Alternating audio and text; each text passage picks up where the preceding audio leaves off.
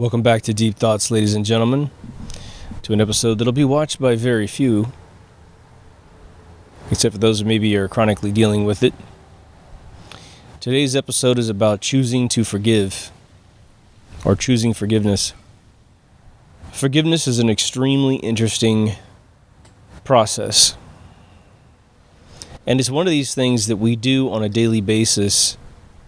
Whether or not we realize it or not, you're driving in traffic, you're thinking about your past.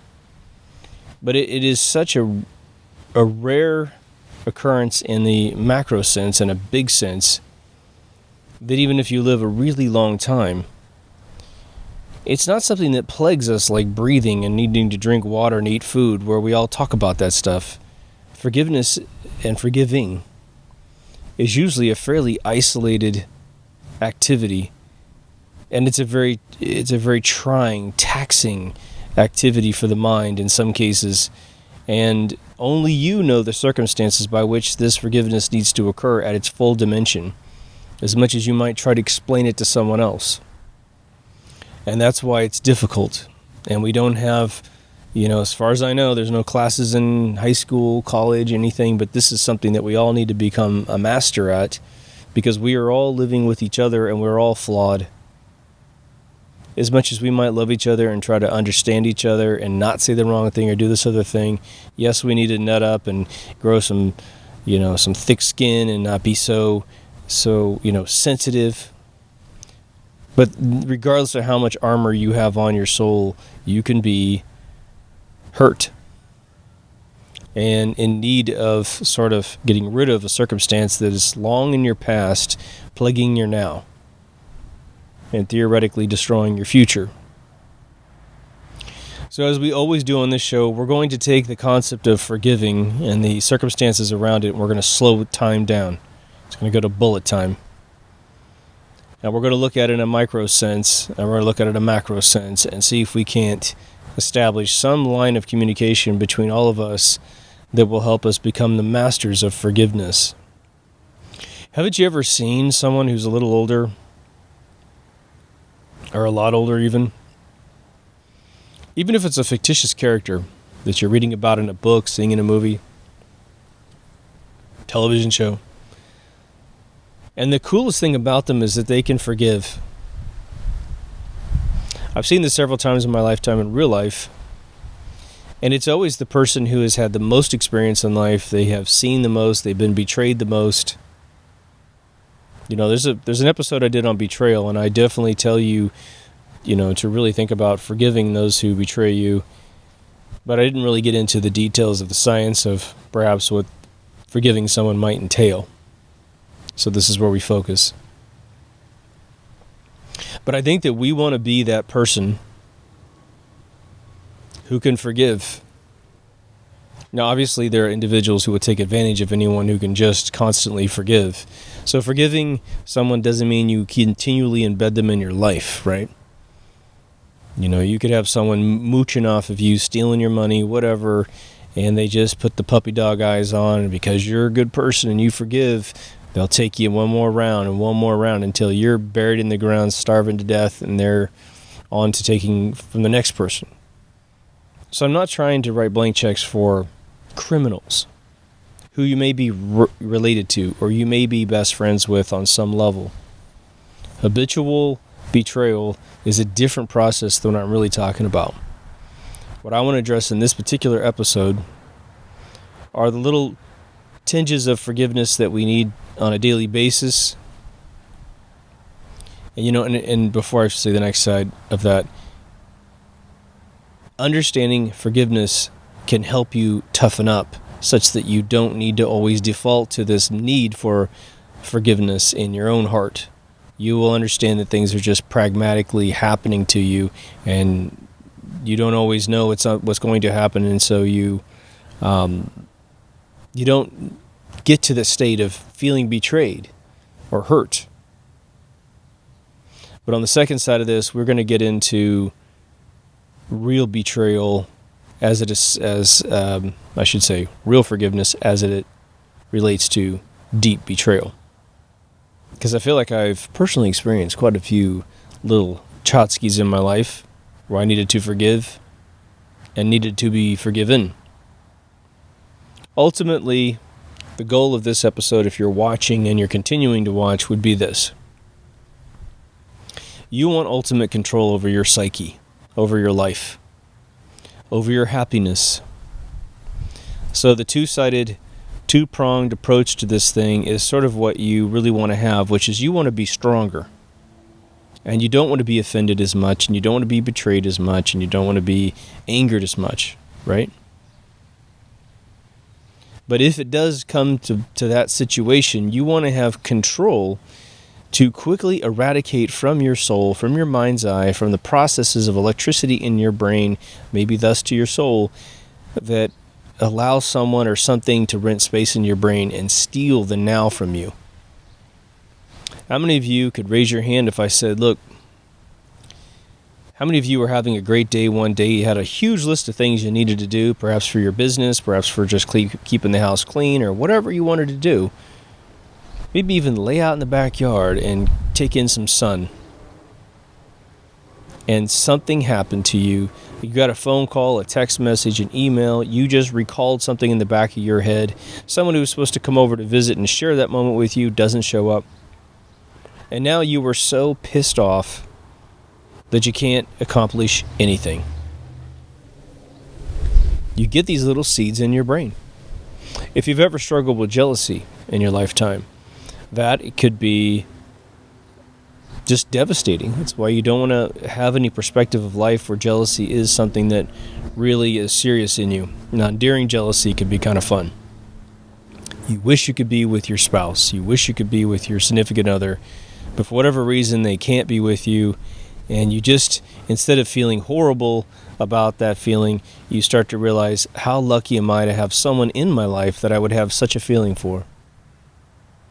And, that'll help you mitigate this stuff. So let's get into this entire process of forgiving someone.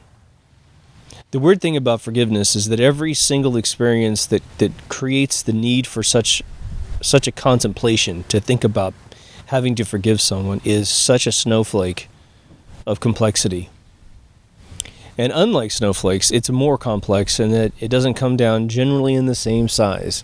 It comes to you in all shapes and sizes, from different tenses, from your child to your spouse to your relative to your buddy, maybe even to yourself. Because you have to forgive yourself sometimes too. You make stupid mistakes, right? Think, oh my God, I have been such an idiot. I messed up my life in this one area. And it is important. We don't talk about it, right? So someone needs to say, you need to forgive yourself sometimes too. Now, the other thing too is with forgiveness, you have a situation where you want to create a life that is a marathon, not a sprint, right? Now, there are some people that will take care of an ongoing situation as it occurs to you, right? So you will study every day if you're in college and keep the homework down and you're just ready for the test and you're not stressed. There's no cramming before the test. You're good. And then there's those that are trying to enjoy two halves of life at their absolute extremes, and so you don't study until the last second, then you cram and you go into the study. Or you'll go into the final, right?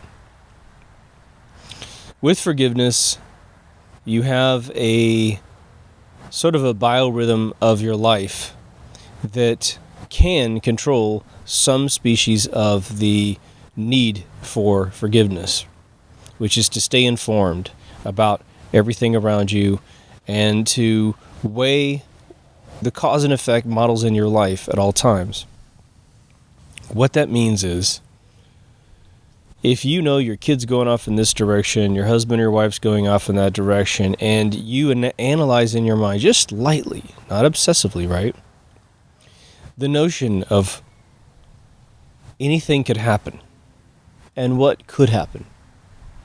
And you just lightly kind of contemplate in your brain the consequences of life, right? If your kid's going to take a trip from point A to point B in a snowstorm, well, when you live in the Midwest, you kind of go, well, I hope I see my kid again, because it could hit black ice. Someone else could be driving erratically, and it just can be the case that things happen. your spouse goes off for a week in a major city. You've just had an argument, and they're going to be at some conference with a lot of mixed sexes there, and so you're thinking, oh gosh, I guess he or she could lose their loyalty. And then you can react to the possibilities and increase the fabric and the density of your bond prior to these events. Maybe apologize for your half of the argument. Maybe forgive before they leave with some sort of word that they understand that we're growing closer together, we're not falling apart. Hopefully, in terms of arguments, most of your arguments are a situation where you are learning more about each other at such a rapid pace that smoke starts to come off, and then fire starts, and then you put the fire out and everything is better. Now, I think that most of us, when you get to a certain age, and I should say age of maturity, not age as in how old your body is, but a certain level of maturity, that you realize that the best thing you can do for your life is to try and arrange your life in a way that you're not challenged with the need to forgive. And it can be very, very confusing to distinguish how to do this if you're thin-skinned. You know, there's the old saying of the common denominator, right? There are people out there that always seem to rub everyone wrong, no matter what. In their brain, they're so myopically focused, so narcissistically out of control, that they don't understand why everyone rejects them in the end, right? They can only maintain a friendship for a certain number of months, or maybe at tops a year. Well, if you were always offended, right, and I got a whole episode on that bullshit emotion, but if you're always in the hurt locker, you know, you're unable to be happy all the time, well, it's probably you. It's probably you. And honestly, just like an alcoholic in AA saying, I'm an alcoholic, they are taking the first step to fixing themselves and never drinking again. So when it comes to this need to forgive all the time, if you're in an habitual situation where that has to occur all the time, I would, as your counsel, have you explain to me a series of these moments, and it could be one of two things, simply solved. You're too thin-skinned and everything is rubbing you the wrong way because you live this, your policies of life are so intense and so detailed that not a single fucking human being on earth could possibly live within them, including you. Right? We're not gods. We aren't. We're pretty damn cool, but we're not gods. And therefore, we do not write the policies of how to operate on especially a micro level. Yes, we do have some common law things just to preserve our own sake, which is to do no harm. You don't want anyone messing with you, and you shouldn't be messing with anyone else. But beyond those core policies of our world, we as man really are renting our bodies. We are privileged to be in someone's presence, regardless if you have a marriage certificate or whatever. They're not your property, right? Middle East, they still pretty much practice slavery, but it's called marriage. Guy can do whatever the fuck he wants. Woman has to do exactly what the guy says. That's a really intense example of how some of us operate on a micro level in first world countries.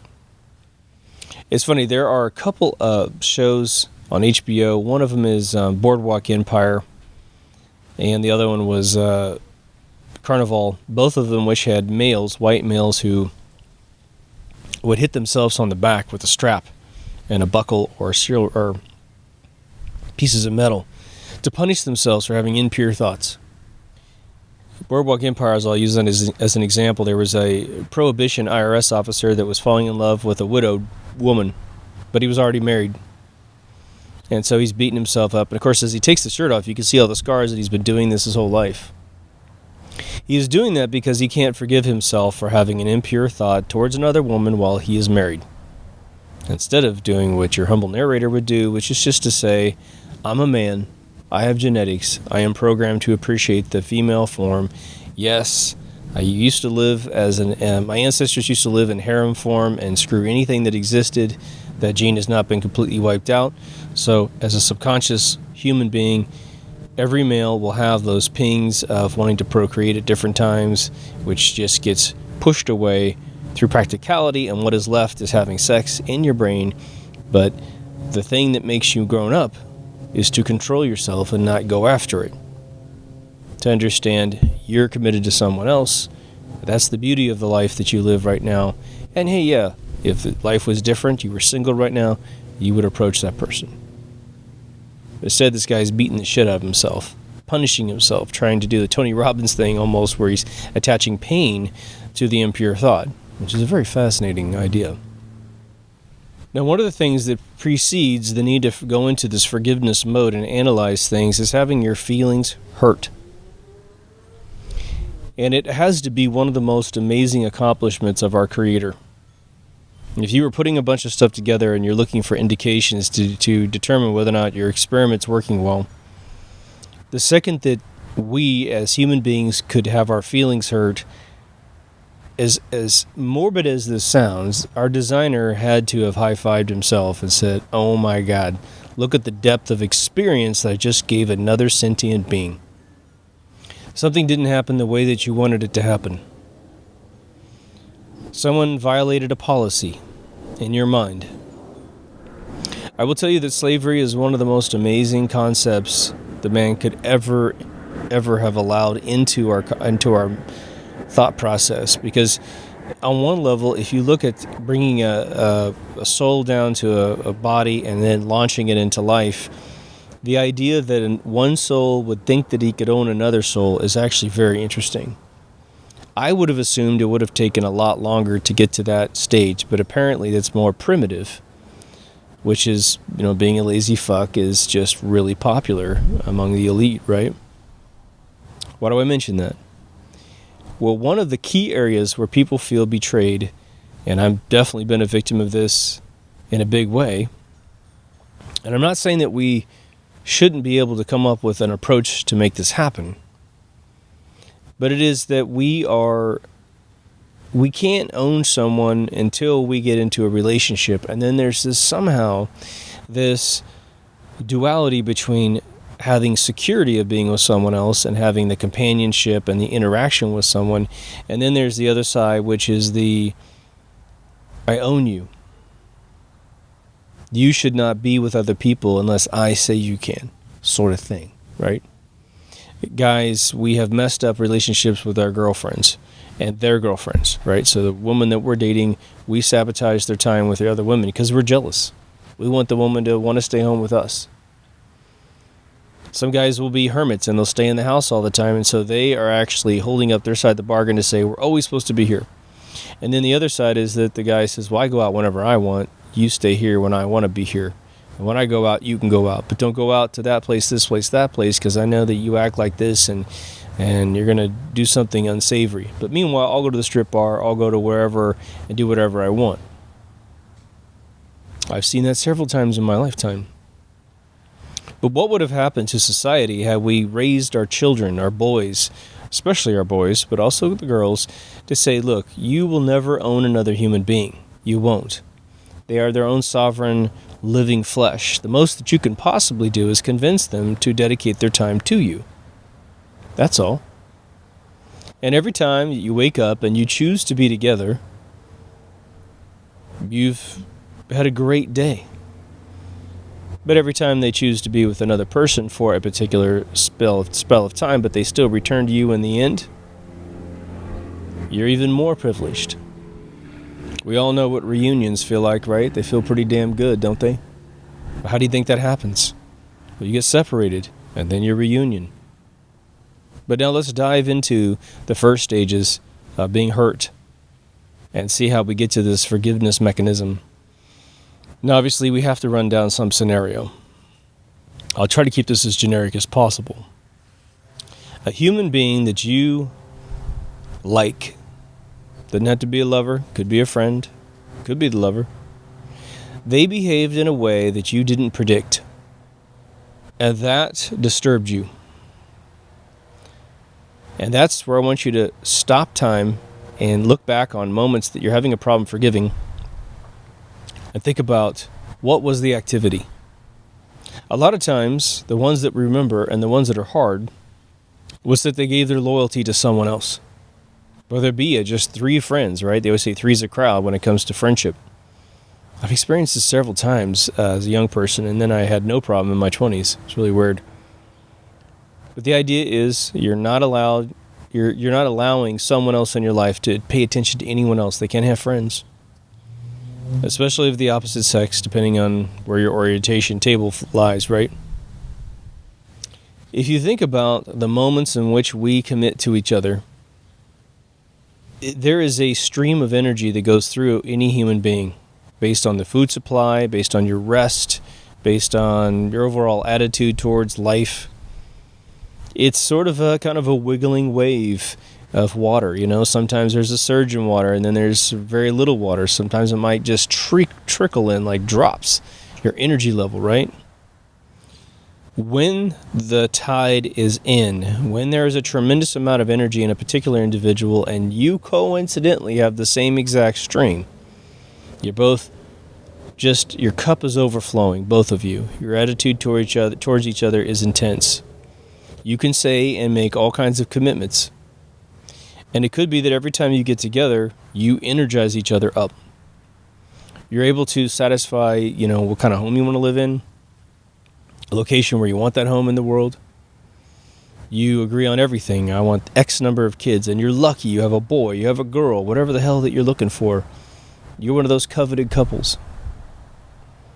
But at some point over time, there might be a time when one of you doesn't have the super duper energy that you had before. And it could just be temporary. But in that moment of vulnerability, of low energy, to keep up and keep propping up the paradigm that you've created, right? Because face it, a relationship is a lot of it's in your head as to who you are. How many people listen to John Cougar, now Mellencamp, his song Jack and Diane. How many of you have heard that? And you're a boy and a girl, you're in a heterosexual relationship, and you listen to that song, and there's something about that little story, the fact that you grow up in the Midwest as well, and you have someone that matches sort of the profile with you. And forever, there's this kind of notion that you're sort of a Bonnie and Clyde couple. You just enjoy sort of the fact that both of you aren't pussies, and you went through life and you toughed it out. And you found each other, and you're together, and you have that feeling. But no one else can see that, right? That's just something that the two of you sitting in some picnic, some barbecue, some bar, some back room, whatever, your bedroom, whatever. You guys had made this your song, and this is this extra paradigm of existence in your head. And one of you sees that for the rest of your life, and the other one kind of gives it up once high school's over or college is over, or by the time they hit 30, they're not thinking about the John Cougar Mellencamp song anymore. So when you go out and you see the opposite sex that you're into, and you think about being tempted, you think about the John Cougar song, you're like, I would never do that. I got my Jack, I got my Diane. We're loyal to each other. But they have forgotten the song, forgotten the paradigm, forgotten the commitment notion that you have, and they peel away and go do something. Doesn't even have to be anything amazing. They just spend time with someone else. And you're crushed because your expectation is, we don't do that. We agreed on a policy, and even though we didn't write it down and sign it in ink or blood, wasn't it commonly understood that you were going to keep this sort of attitude towards things? Now, that's a silly example of something that happens on a micro level in almost every single relationship, and it leads to moments of hurt, which is why it is important to regroup every once in a while in a relationship, especially if things are going great, and just say, do you still like me? Is this good? You're not saying it's like in a morbid, serious way. You're just tongue-in-cheek. Are we still good? Maybe after a really wonderful moment, you just kind of go, I'm really glad we got together. I met you, blah, blah, blah. And I hope you're still interested in going the distance. It's good to regroup, reset expectations. If you had a silly song that you guys both loved You might check in on that little one in the brain and go, are you still my Jack? Are you still my Diane? Whatever. Get them to tell you that they're still on the same level with you. And maybe they even drift away and they come back to that loyalty later. But now let's go one step further into this process. An event occurs. The details of it, not really that important. You can substitute anything in there that you're currently dealing with in life. And I'll do my best to give you a generic path on the ground, lit with beautiful LEDs, to get you out of that situation. Making a mistake is something that we do have little aphorisms for and little sayings for. You know, you learn a lot from mistakes. This is usually the biggest kind of thrust of theme of sayings. But mistakes do happen. But there's two types of mistakes that people make when it comes to the path of forgiveness. Meaning there's sort of, there's one party that's usually being accused of betraying and the other party has to sort of get over it, right? Let's just say you're in the party that has to get over it. In my life, the only part that I try to figure out is whether or not someone is trying to rig the system or play the game or game the system, I should say, and that they want to have this little sort of recurring mezzanine, this little cul-de-sac where they can always do what they want, claim innocence, and then go do it again and again. Once I see behavior like that, I'm not dealing with a good person who is having, some temptation problem. I'm dealing with someone who's maliciously premeditating things to have their cake and eat it too, behind my back sort of thing, right? Generally, you need to understand too, make your judgment. Is this something that the overall majority of society would agree with you over? Or is this part of that weird paradigm that you might have created in your mind between the two of you 10 years earlier, 5 years earlier, 2 years earlier, that you haven't checked in on, where you thought you guys had a commitment in this particular area, this particular way? And this is what I would call like an obtuse offense, which is the big ones like, hey, I had sex with someone else, but I'm in a relationship with you. That's an obtuse offense. Easily understood. I don't think anyone's going to write me a blank check about it. And then there's the one where I didn't make the bed this morning, or I didn't say I love you in a particular way or whatever, and that's a more micro offense. And we have a way that we do it. And that's why it's always important to check in on the policies, maybe lighten up a little bit, for Christ's sake. Simplicity is the best, right? You're not here to create an intellectual cage around yourself, let alone someone else. But the mistake has been made, and the mistake is almost like a seed. It's like this little bubble in time that has its ingredients, its circumstances inside of it, right? As the ice cream truck goes by. So you have this little Easter egg, and you open it up, and inside are all the facts about the situation. But the first mistake that we made is that we look at the facts from a subjective standpoint of our opinions of the situation. Now, again, with obtuse situations, it's a little easier to parse the facts, right? If someone sleeps with someone else, well, that's pretty easy to understand. If it's some meticulous behavior that didn't happen in the kitchen, in the bedroom, in the bathroom, or whatever, well, then you're sort of looking at it from a really specific standpoint you might back off on, right? But forgiveness is going to be the value on the right of the equal sign when it comes to this equation. Your facts are on the left, there's an equal sign, and you're going to have to figure out whether or not it equals a need for forgiveness or nothing. It's null. It just empties itself out. You're like, oh yeah, whatever. That's fine. I didn't expect that. It sort of maybe even hurt my feelings a little bit, but I totally understand why they did that. I didn't ask her what she was doing on Friday night, and she ended up going out with her friends, and I didn't tell her on Wednesday or Thursday that, man, I've had the worst week of my life, and I really needed companionship that day, and all my buddies are out of town. So, a poor planning on my part. No offense. Hope you had a good time. So it is my hope that within this next step here, that you can personally forgive in your mind and adjust your expectations, your policies can be rewritten a little bit to have a little more flexibility for a lot of events. Now, my advice to you is to do the following. If you think that what you're having to contemplate is going to occur routinely, meaning you're going to be dealing with this over and over again, you need to look at yourself and make a decision. And it's actually very simple. There's no big deal going on here, but you need to understand about yourself. Can I forgive this thing every time it happens from this point forward? And even get to the point where it's just ubiquitous to our lives. I don't notice it occurs because I've adjusted my expectations. The Friday night thing is going to happen every once in a while. She's going to want to run off with her friends. I get Saturday and Sundays, so no big deal. And then you can just not say anything. You've grown up yourself. You've improved your circuitry to be able to handle more scenarios, which is sort of where we need to end up in the end of this thing. But if you think that you're going to struggle with what's occurred, but you're okay with it, you're okay, you just, you didn't understand sort of what you're getting into there in that particular situation, you may bring that to the attention of the person that you're talking about and say, hey, you know what?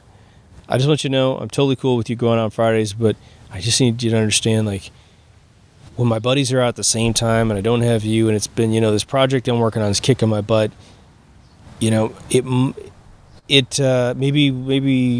you guys could go out on Saturday or once in a while. Or just know that if I'm on edge, this is why. Or before you go off with your friends, just give me a little nookie and I'll feel great. When you pop in drunk at night or whatever, give me a little attention. Whatever the hell works for you, you create a scenario where the other person understands. This is sort of a point where you are wanting something different. You're not asking them to change their plans, really. You just asking them to notice what's going on in your life as you spend the time together, right? And I know that you might be inclined to blow off those little scenarios, but I'm telling you, life is not made of big decisions. Life is made of teeny tiny decisions and hundreds of thousands of them, right? So we tend to go, well, I only need advice when I'm making a big decision. Sometimes you need advice from yourself and from others when you make a series of 10 teeny tiny decisions. We are made of the tiny ones. The big ones are big, for sure. And you don't really need to worry about them as much because you will get second opinions and you will think about it carefully. Do I go to Japan? Do I go to Africa? What am I doing here? Do I marry this person? Those are big decisions, right? So your micro forgiveness moments are very, very important because it builds up an overall sentiment that you have towards life and towards yourself and towards others.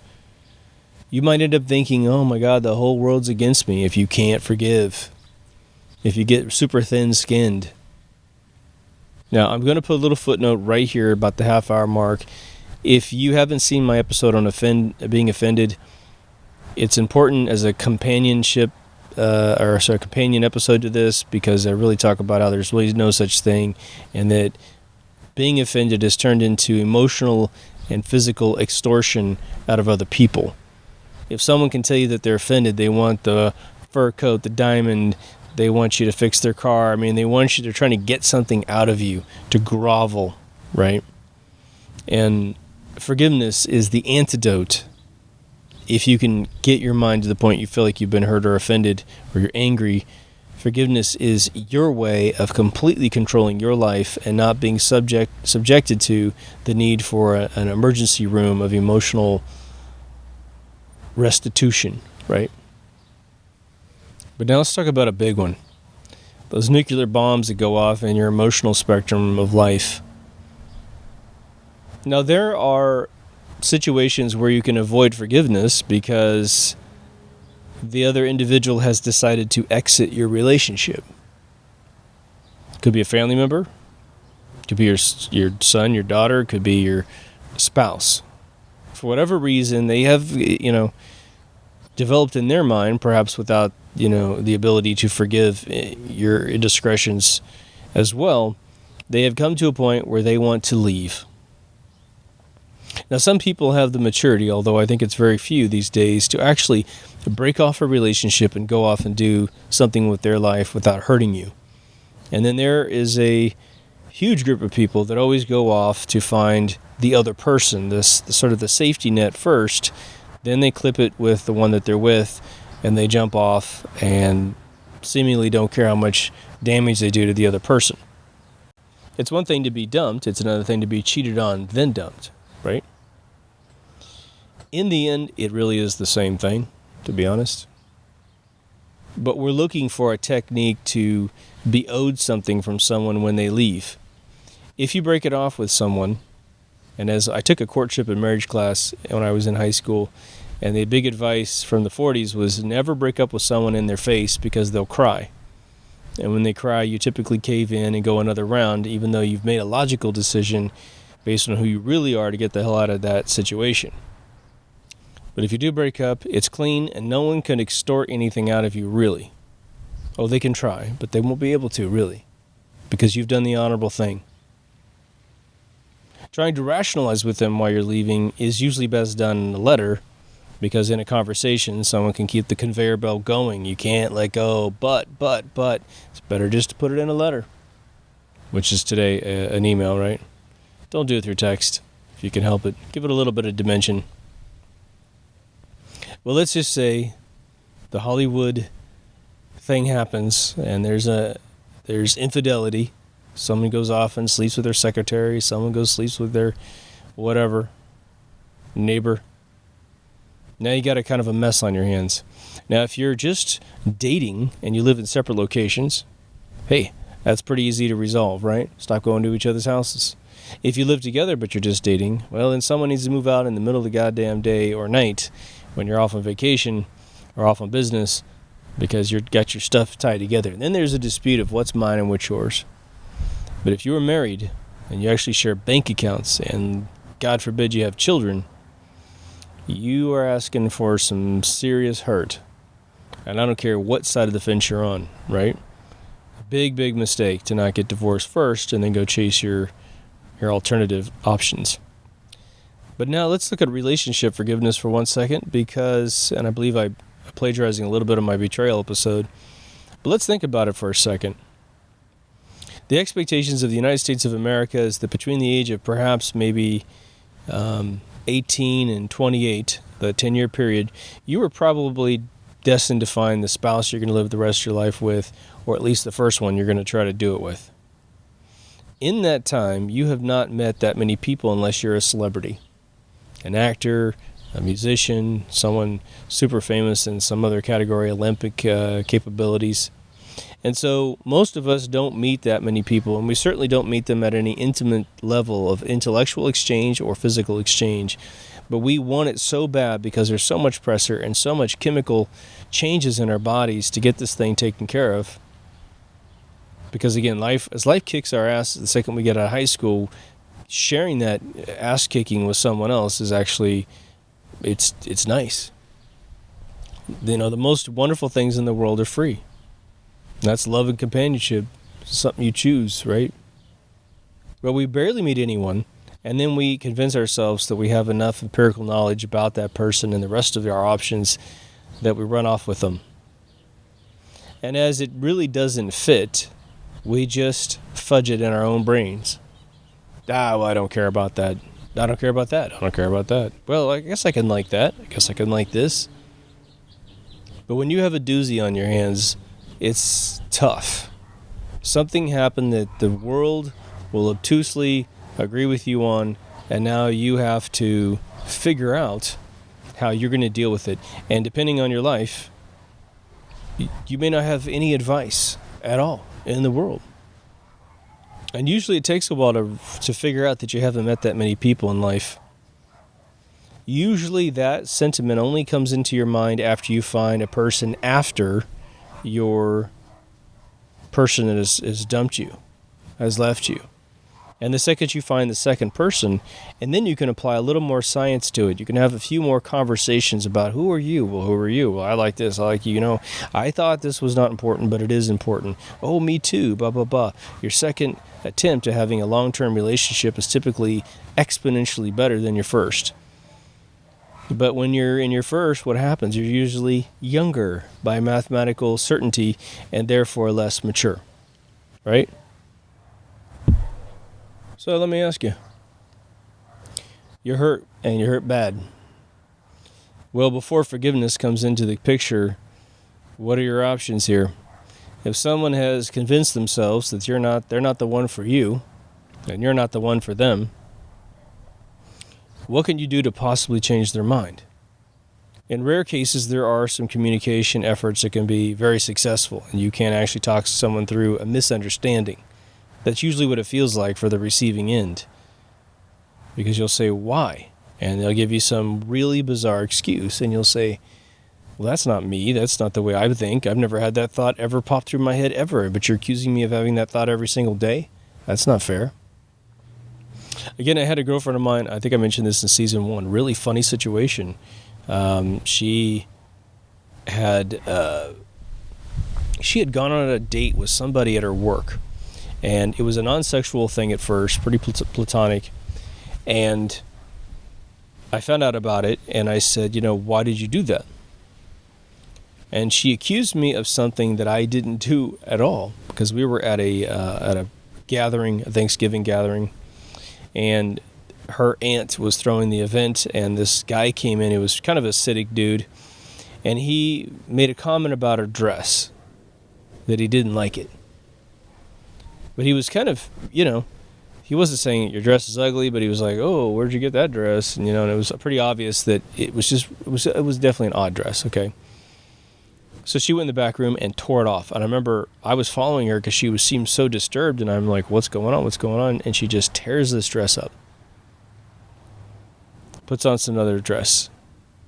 And then, I don't know, 6 months later, whatever, she said, well, you made fun of my dress at Thanksgiving. I was like, that wasn't me. That was your aunt's friend. Do you remember now? And the look on her face was devastating. She went off and done a date with someone else. And, if she did physically get involved with the guy, just think about it. All this rationale based on something she thought I did. Now, obviously, there was more to the game than that. We were quite a few years apart in age. She was much older than me, and she's married that guy and stayed with him since then. So that's 25 years ago. So pretty damn awesome scenario for her. But what had happened at that moment, because I was pretty young, I think I was about 23 years old, so I wasn't the wise soul you see today. I still had to go, okay, so she misunderstood something. I understand. When you're angry, the who's, what, where's, and how's can get all kind of mixed up, especially if you're going under some sort of, you've convinced yourself that you're in some traumatic situation. And so I spent probably 4 months after that trying to convince her to come back, saying, well, it wasn't me that did that, and if there's something else that's going on, I told her, I said, look, have you talked to me about what's bothering you, right? And it really came down to an age difference, which now I understand the significance of that more than ever. Did not understand it back then. But let me give you some advice about trying to go through the ritual of forgiveness for gigantic issues. If someone has a preponderance to doing something and they show an habitual weakness to something, you must be extremely careful and realize that if you're going to forgive them once, you're probably going to have to forgive them multiple times. You will never know when the end of that process will occur. They may tell you it's the last drink I'm going to do, it's the last thing I'm going to do. And they don't know, and you don't know really that that's the end, as much as they say. If someone has no record of ever doing anything like that, and they do slip into it once, you can probably give it a very decent, beautiful second round, because shit happens. It does, right? But there's something called trust that sort of introduces itself as the little Iago on the side of this play. Now, trust is a very bizarre thing because it has to do with the proprietary notion that certain things are going to be a certain way all the time. I trust you'll never do this. I'll trust you'll always be there, right? It's always trust is related to a policy never being violated. Here's something you can never say to your lover. I trust you'll never hurt me. Now you might say, I trust that you'll never try to hurt me. But if you have the wherewithal to adjust the sentence just a little bit, then you have to have the maturity to say, well, you're human. I'm human. You don't want to be laying down policies that put you in a glass house throwing stones. If a gigantic moment of betrayal that would lead into forgiveness occurs, trust is going to have to be redefined and readjusted. Only time, obviously, will tell you whether or not your trust policy is still in place. Now, I know people that live lives where they really just share their lives together and they operate almost like a couple the entire time, but they're sort of open as well at the same time. But here's the bummer about forgiveness of the larger sort. You are going to have to carry a little suitcase of pain in you until you can stop caring about it. Right? You were let down. The expectations you had about life, about how that other person was going to behave, did not pan out at all for that one finite moment. But you're going to have to carry it around with you your whole life, until you stop caring about that one thing. And I can assure you, the more time that you devote to just living life and stop focusing on past events, the more that the past will stop plaguing your life. The need to forgive old things, it's almost, you'll get to a point where the amount of energy you would expel out of your body to go through the ritual of forgiveness, to even tell the other person that you forgive them, is such a fruitless use of your time that you won't do it. You don't care. That's the world you want. Forgiveness is also related to when you put your stakes in the ground in terms of sort of acceptable behavior. Now, some of you are raised in really wonderful families and wonderful regions of the world, and you wouldn't give up any of that for any price whatsoever, right? This is the way a man behaves, this is the way a woman behaves, and this is the way they behave together.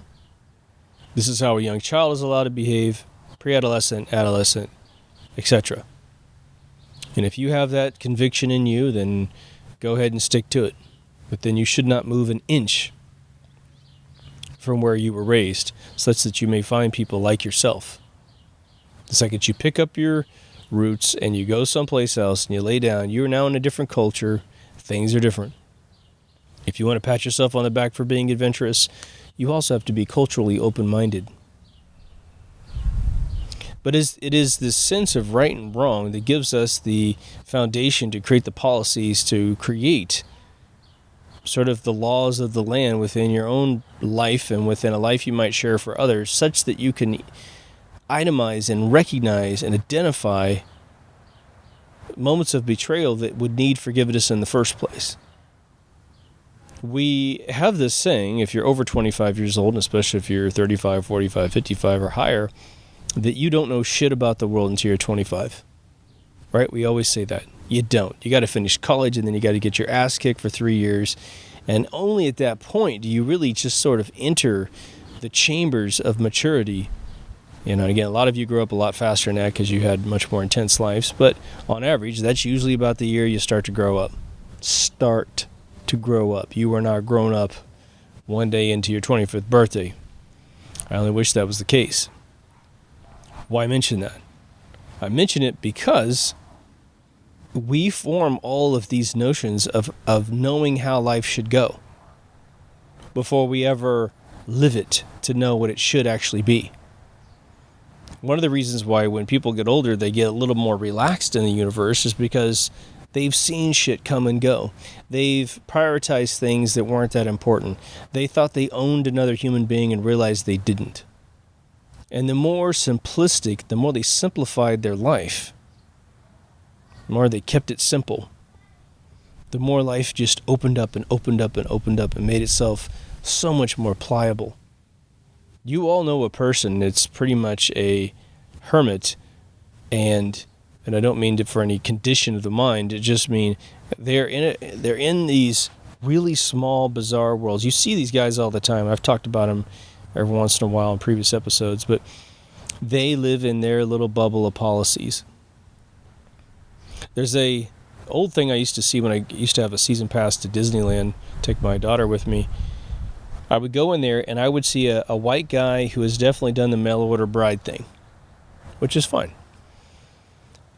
And you'd find them the ones that were just happy and open and bubbly and just having a good time. And he's showing her America and she's digging the place. And they had some kids together and the kids are beautiful. And then you see the guy that is usually a little more awkward looking. It was his only option in the entire world to do this. The wife is absolutely unhappy. Her face is just as monotone as possible. The kids seem afraid. And it's usually a guy who turns around and, I don't want to say this as like a standard, but it's typically some short guy who's yelling and pointing his finger in his wife's face. He's always passing out discipline, smacking his kids, something like that. And he's living in a world where he is actually a big coward. But he's created this little world of his, right? He's got all of his policies where he can beat up on his wife and beat up on his kids. Even if he doesn't truly punch them or anything, he just torments them mentally. And obviously, from a macro standpoint, his life didn't turn out well. Someone didn't hug him enough. Someone didn't teach him the stuff that we talk about on the show. And so he's sort of a victim of society. And for whatever reason, he didn't get out of it. Actually got into a little squabble with the guy during one of the fireworks shows who was exactly this kind of asshole. And he lipped off to me as I was pushing, there was a big opening in the crowd in front of where he was standing, where we're all supposed to go, if you want to watch the fireworks show. And so I asked him very politely if I could just get by. And I let my kid go by, my lady go by, and then I stepped down. And the second I stepped down, he fucking lipped off to me about being an asshole or something like that. And I just pushed my fucking face right against his. I said, I asked you politely. And then he tried to do a push, and then it was just, I got to the point I almost fucking decked the shit out of him, but the security went, whoom, and grabbed him and pulled him out. It was great. Guy was a dick. But I forgave him. But the reason I mentioned this policy thing is that I think that a lot of us are hurt as young people, and we get less hurt as we get older. Because we simply grow up. Now, we all know those guys that are in their 70s that are just fucking children. They just never have had to grow up. They've either lived a privileged life or they've been just isolated and no one's come in to bust their bubble. But as you develop your life to try and figure out where you're offended, where people's behaviors are going to go left or right or up or down, I need you to contemplate the fact that we are all human. You're just as flawed as other people, but perhaps in different ways. Some people take that system and they gank it. They really try to get as much out of it as possible. And it's offensive as hell. It is. It pisses you off. To close this thing off, I really want to suggest that if you are dealing with a really tough moment where you need to forgive, try to see what bucket it's in, right? Is it an obtuse, big, very obvious thing that is very tough to deal with, or are you dealing with a bunch of like micro fractures of your policies and your thought process? Take a look at the policies that you use to surround your life to follow in general. Maybe you need to ease back on some of those. Maybe you need to add some different policies at different times in the pipeline. Maybe you just need to sit down and talk out with someone that you share your life with as to how life should be lived. I should probably repeat this more often than I do. I believe I got it out in a couple times in season 1. I don't even know if I remembered it once in season 2, but I have a methodology that's, I think, works really, really well for figuring out whether or not you're compatible with another human being. Because it's one of the most untaught, free-flowing things. But gosh, isn't it kind of important that you figure out whether or not you're compatible with someone else? Here it goes, folks. Here's the fucking trick of all tricks. Most valuable thing you can hear if you're not married. You ask another human being what their purpose in life is.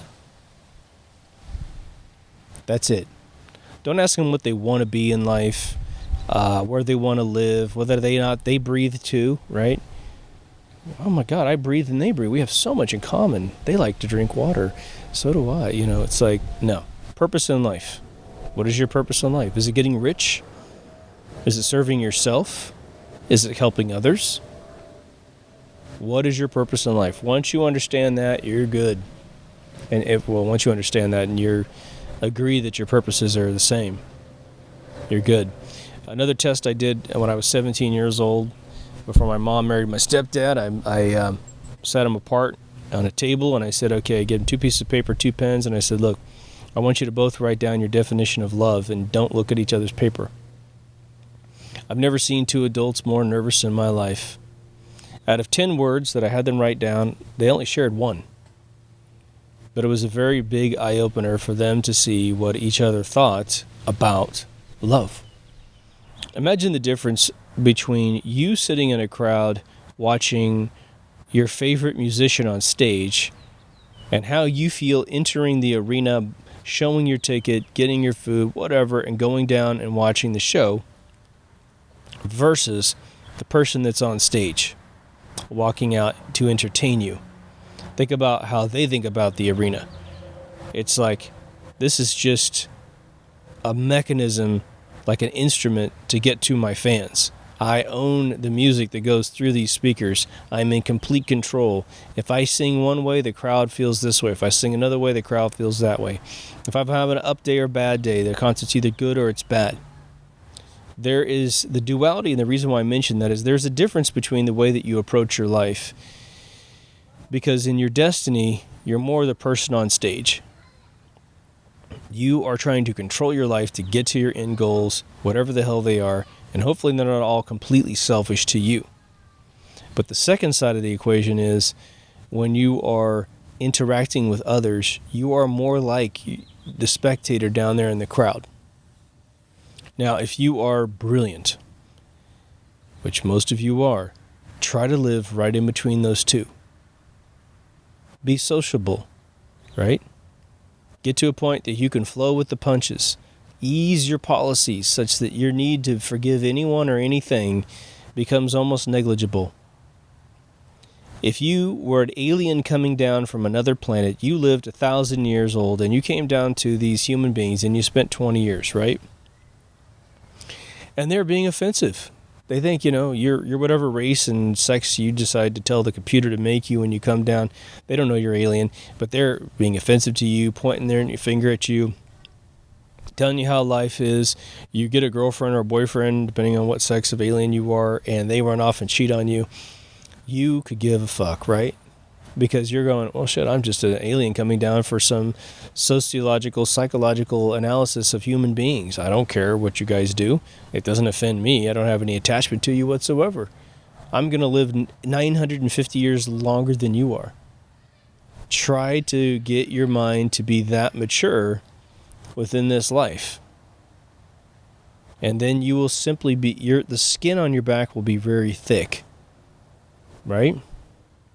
Be resilient, as Michael Jackson categorized himself. This is one of those really obscure ones. I'll throw this in probably 2 months from now. But anyway, I really appreciate you guys listening. Take care of yourself and someone else. We're skipping the bumper. Over and out.